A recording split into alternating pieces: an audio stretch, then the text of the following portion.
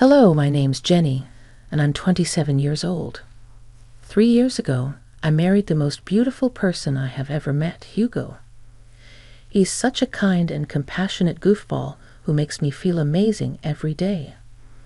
Unfortunately, the same cannot be said for his mother, Maria, aka my mother-in-law. She, for some reason, has always had it out for me since day one. And I get it, that's her precious baby boy, and she doesn't want to see him get hurt. She's just interested in protecting his best interests, but I genuinely do believe that she takes things overboard sometimes. She's the type of person who does seemingly small and innocently naive injustices to people, but in reality, she deliberately pushes your buttons and gets on your nerves to make you seem like you're the crazy one. I know we all know someone like that in our lives. Unfortunately, I have to deal with this person because she's my mother-in-law. Anyhow, I was raised differently. I'm the type of person who calls people out on their nonsense, and I tend not to hold back. I think this is why Hugo fell in love with my personality, because he's more of a quiet, soft-spoken person, and just like the saying goes, opposites do indeed attract. I studied a bit of psychology, so believe me when I say that I know that Maria, my mother-in-law, has bad intentions. I think both of our domineering personalities clash, which is probably why she said this the first time I met her. Jenny, don't you think it's time to stop eating so much? The whole table at the restaurant sucked in the air, daring not to speak. I was completely mortified, and I'm sure my pale complexion was a great indicator of how embarrassed and flushed I was. It was me, Hugo, who was my boyfriend at the time, Kyle, my father-in-law, and Maria at the table. Kyle was too stunned to speak, and he bowed his head as if he was sharing my embarrassment. Hugo was also feeling embarrassed, but he was also angry at his mother for saying that. He aptly berated her. "Really, Mom? That is such an awful thing to say. She can eat as much as she wants to." "Oh, no, sweetie, I didn't mean any harm. I just wanted to look out for you, you know. I've noticed that you've been gaining a lot of weight. Hugo has been showing me your photos from when you were younger, and you looked so much better than now. Not like now, but I don't mean to be offensive, sweetheart. I'm just trying to give you some advice." I tried my best to remain calm as I didn't want to cause a scene, but my embarrassment quickly started to turn into irritation nonetheless. Because this was my first time meeting the family, and I wanted to make a lasting impression because I absolutely adored Hugo. For the first time in a long time, I held my tongue. I just smiled at her politely and thanked her for the unsolicited advice. Situations like that grew in frequency and strength as we got to know each other more. I genuinely believed that the taunting would stop at some point after she had determined that I was good for her son, but it only appeared to be getting worse. I was beginning to get along fine with my father-in-law, Kyle, who is the sweetest man on earth. As I was growing closer and closer to everyone else in Hugo's family, Maria appeared to be the only one who disliked me, and for no apparent reason as well. I even got introduced to Jack, who was Hugo's childhood friend. They grew up together. Kyle and Maria practically consider him as a second son. Even though Hugo's whole heart was open to me, and it appeared as though his family accepted me with open arms, even his extended family as well as Jack, it was just Maria who had an issue with me. I'm so grateful for the love and support I managed to identify from the vast and overwhelming majority of Hugo's family. I received this love and support up until my wedding day, where my mother-in-law, of course, tried to do something conniving to get me to look bad on my special day. She made it a point to be as bothersome and as ridiculous as she could be. Honestly, she was acting like a bridezilla. No, her hair is supposed to be in an updo just like how I did on my wedding day. I appreciate the help, Maria, but I want my hair to look like this. I don't think so. You look so ugly." The bridal party gasped, but unfortunately, I was used to this, so it wasn't surprising. She quickly tried to rectify her mistake. "Oh, no, darling, no. I just mean that you can look so much better than you do now. And I would just like to say that I see a lot of myself in Jenny. She is such a bright young woman. And even though I look much better than she did at her age, I would like to say that she is beautiful in her way." Although my father-in-law managed to get my mother-in-law to stop her ruthless antics on the day, the pain and bitterness I felt remained. This was not in my nature to remain silent and unresponsive. I was losing my firecracker energy. This woman was slowly draining me, and it had to be put to an end. Fast forward 3 years to where the events of today's story take place. We were all sitting at the dining table of Hugo's childhood home, and where his parents still live, on a Sunday night. My mother-in-law had ever so graciously invited us over, including Jack, meaning that it must have been something important she wanted to tell us all. Although I had my suspicions about her randomly making this dinner plan, which later on were affirmed, it was a pleasant surprise. At some point, the ball dropped, and this is the beginning of what turned out to be a very messy series of events. My mother-in-law started to garner everyone's attention, as she had an important announcement to make. She pulled out a paper and started reading it. "Attention, everyone. I have an announcement to make. As you all know, my birthday's coming up, and so I wanted to let you know what I've been planning for the very special day. I've decided that we're going to take a trip to Hawaii." The paper was a confirmation of the Hawaii trip. "That sounds fantastic." "What? That's amazing, Jenny. I've always wanted to go to Hawaii." "Oh my goodness, this is great news. I'm so excited, I don't even know what to say." "Thanks so much, Ma." "Oh, actually, you're not coming." Honey, what are you talking about?" "This wasn't part of the plan. I made some last-minute arrangements and managed to cancel her ticket before they gave us extra charges." "Oh, so my ticket was already bought?" "She just went ahead and canceled it. Why does this woman hate me so much?" "Mom, what are you talking about?" Jack and I seemed to be the only ones silent in this whole situation as a whole flurry of harsh words was exchanged back and forth. Eventually, after some poking and prodding for a decent enough excuse, Maria finally stated, Okay, fine. I'll tell you the reason why I thought it best that Jenny sits this family event out.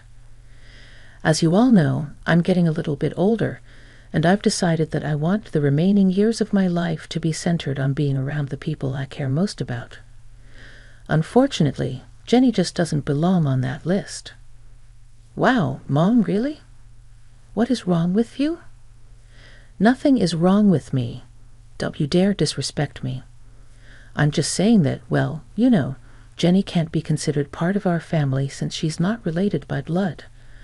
Well, by that logic, then Jack shouldn't be able to go either, right?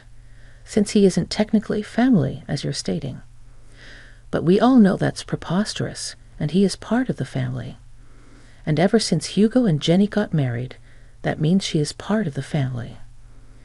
Well, obviously with Jack, it's different, you know that. He's just so precious, and he's our sweet baby angel. He's always been here, but Jenny hasn't, so that's why I'm just not comfortable with her coming on the trip. And it's my birthday, so I get to decide whatever we want." "Come on, Jenny. We're leaving at once." "No." The way that I firmly said no commanded all of the attention in the room, including my antagonist who was trying to stifle a smile this entire time. But at that moment, she wiped it off her face. "Maria, you've made it clear since the beginning that you do not like me, and every day for the past 3 years I have endured your insufferableness. You think we all don't see how you act. You think that we all don't notice that you're a narcissist. Little girl, you better watch the way you speak to me. You are in my house. And not for long, I'm not. I'm just about to leave, actually. but not before I say this. I turned to my loving husband, who was looking at his mother with angry eyes. Babe, I love you with my whole heart, and I have tried to endure this for such a long time.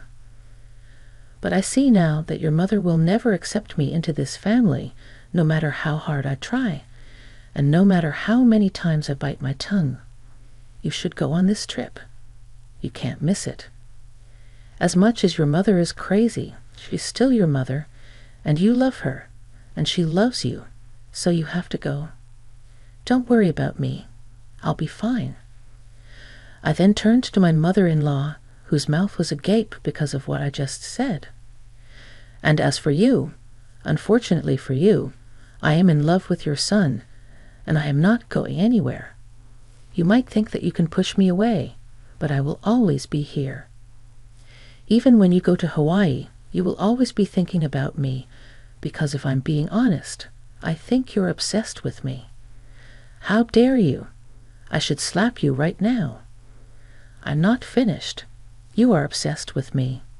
You're obsessed with tearing me down, and I cannot even imagine why when all I've done is shown you kindness and patience, even when you didn't deserve it.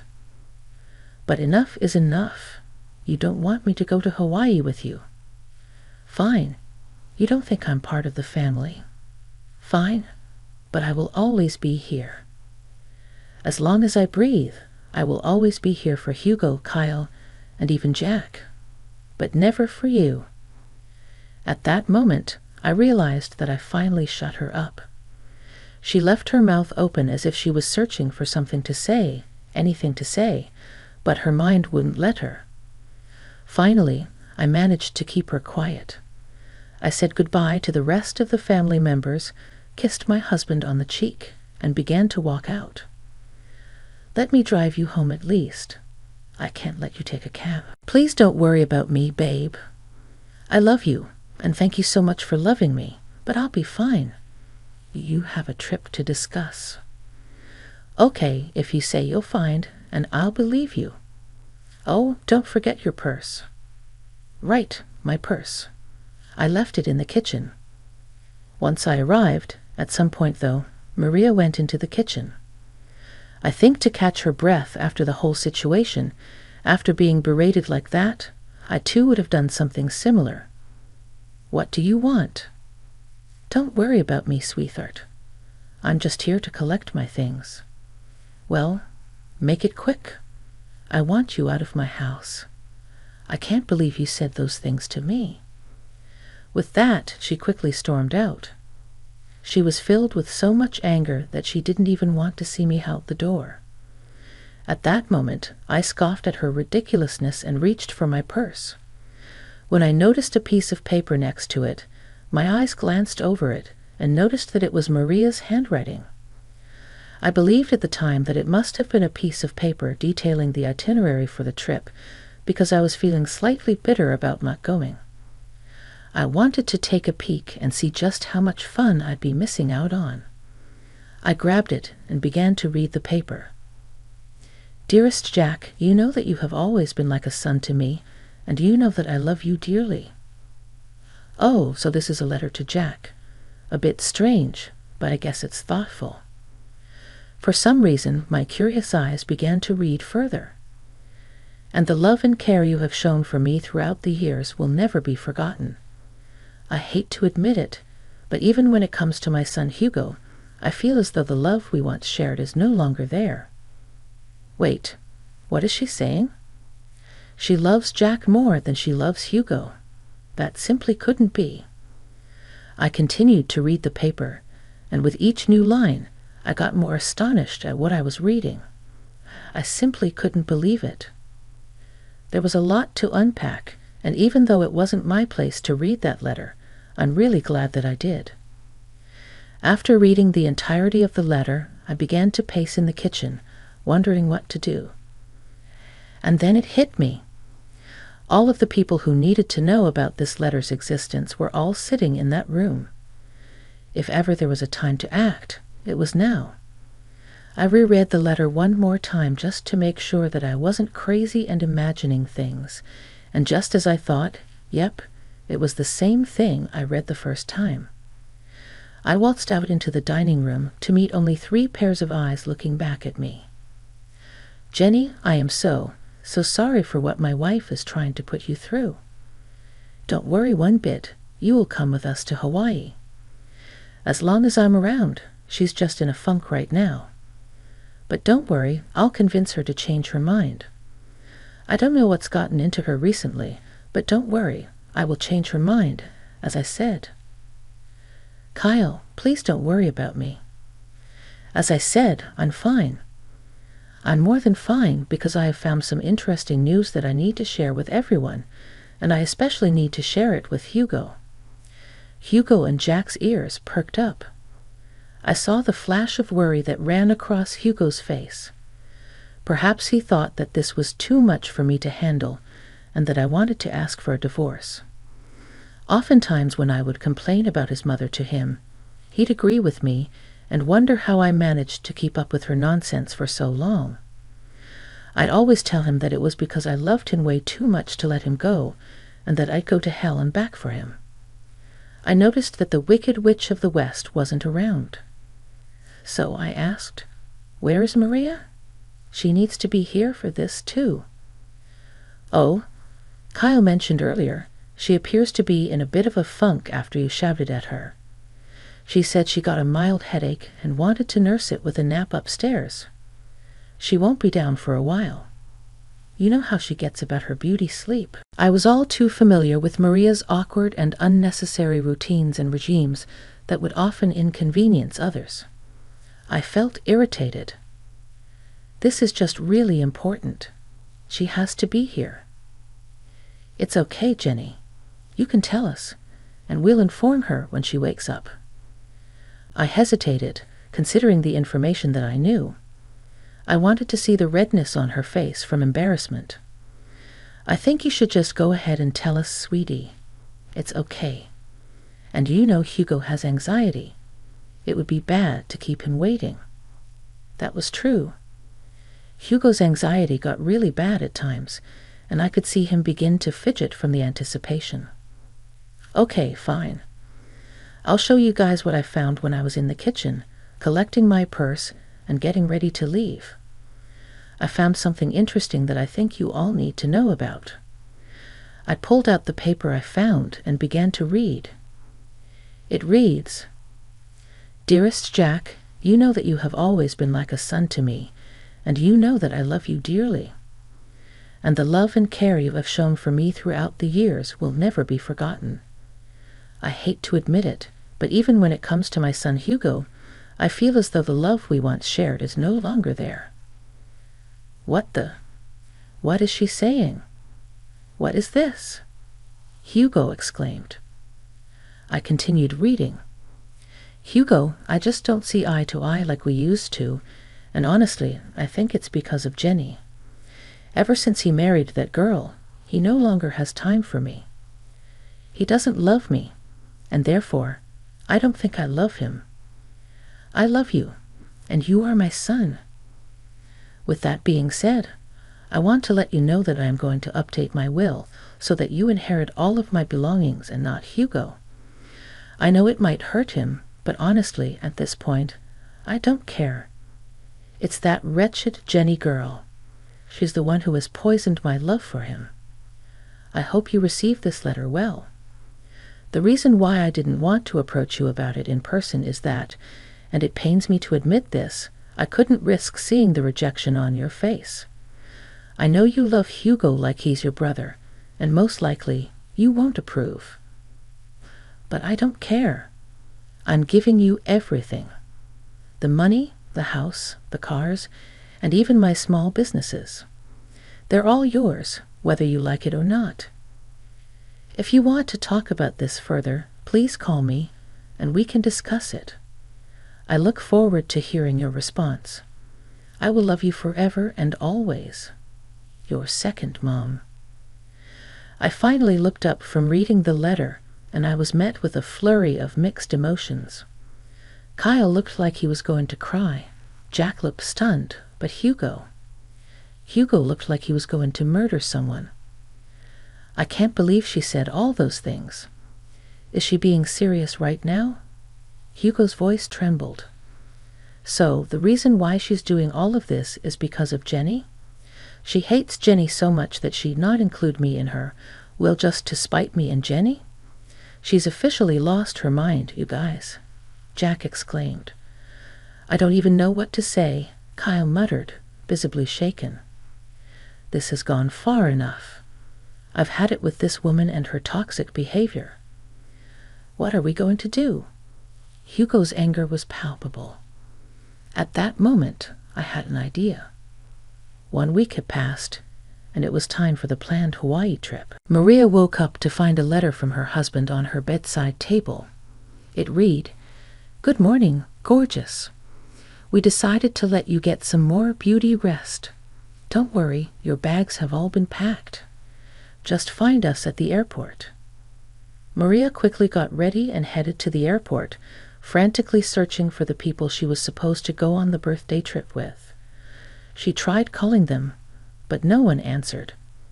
Assuming they had already boarded the plane, she rushed to catch her flight, hoping to meet them in Hawaii. After enduring a 12-hour flight, Maria arrived in Hawaii and video called Kyle. Kyle, where the hell are you guys? I woke up late and saw your note. I got to the airport and tried calling you, but none of you were responding. I just assumed that you already boarded. But it doesn't matter now because now we're in Hawaii. How amazing. Tell me where you are so we can meet up and let the festivities begin. That won't be happening, Maria. What do you mean? Tell me where you are. I'm at home. We're all at home. Say hi, everyone. Kyle panned his phone to show that everyone, himself, Jack, Hugo, and I, were all in his house, sitting at the same dining table where we had heard the tragic news from a week before. What do you mean?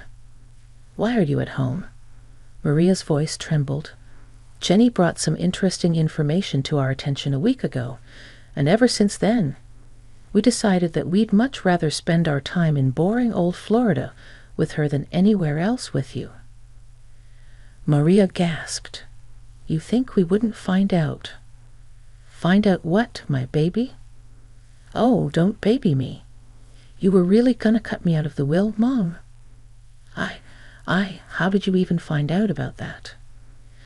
Oh, that wretched girl that you hate so much, Jenny, found your stupid letter in the kitchen. I don't know what you're talking about, Maria protested. Lying right now is only adding more nails to the coffin. Jack, tell them. You've got to believe me. I did nothing of this sort. We all read the letter, Maria. The gig is up. But I didn't do anything. Jenny is making everything up. Oh, am I? You are so pathetic, it actually makes me sick. We all know what you said and what you tried to do. Thank God I was nosy enough to read the whole thing. Kyle, please. No, Maria. Enough is enough. You're done. You don't get to say anything else. You messed up big time. Your hatred has caused you to be blind. Now you have to suffer the consequences of being alone on your birthday because of what you've done. I hope you can use this time in Hawaii to reflect on your actions. But I'll be alone. It won't be fun. Maybe people would like to hang out with you more if you weren't such a raging witch. Have fun. And with that, Kyle hung up the phone. We all let out a sigh of relief, and I was the first person to start laughing. Eventually, Hugo joined in, and before we knew it, we were all bursting with laughter at the dining table, laughing at how crazy the situation was. The look on Maria's face once she realized the gig was up was hilarious. Her face turned pale, all the blood drained from her face, and I could tell that it was the first time in a long time that she felt embarrassed. Maria had to spend her vacation alone, often calling Kyle to see if he would at least join her. But every time, he kept denying it. He said that when she came back, they would have to implement some ground rules if she still wanted to be married to him. Maria began to be very apologetic and frantic, a complete 180 from her normal behavior, which was honestly surprising. Hugo also mentioned that if Maria still wanted to be in his life, she had to drastically change her attitude. Otherwise, he was ready to walk out of her life forever. Their relationship was still rocky, and Hugo said that if Maria ever disrespected him again, even with the smallest snide remark, he would cut her off completely, just like she was planning on cutting him off. As for Jack, he thought it best to stop being so nice to Maria, as it was clearly enabling her toxic behavior. So not only did Maria end up spending a miserable time in a beautiful place, but she also risked losing the 3 most important people in her life.